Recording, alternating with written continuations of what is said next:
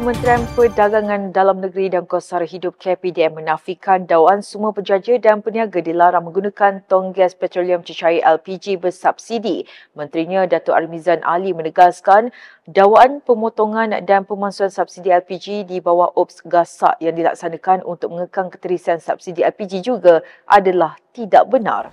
Ujarnya langkah mewajibkan permohonan permit barang kawalan berjadual PBKB hanya terpakai bagi mana-mana pihak yang menggunakan LPG melebihi 42 kg yang dilaksanakan sejak 2021.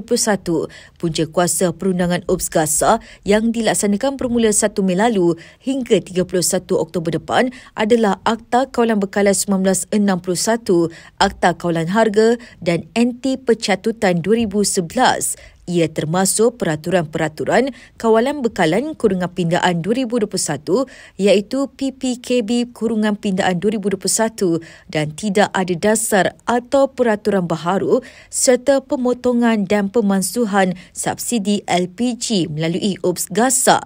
Tegas beliau, fokus utama OPS Gasak adalah membantras aktiviti haram diketing, penyeludupan dan penggunaan oleh industri berskala besar dan sederhana. Armizan berkata demikian susulan dakwaan Presiden MCA, Datuk Seri Wee Ka Siong yang mendakwa semua kedai makan dikendaki menggunakan LPG untuk kegunaan komersial yang melibatkan silinder gas berwarna ungu 14 kg berharga RM70 setiap satu berbanding silinder gas berwarna hijau untuk kegunaan domestik yang berharga RM26 setiap satu.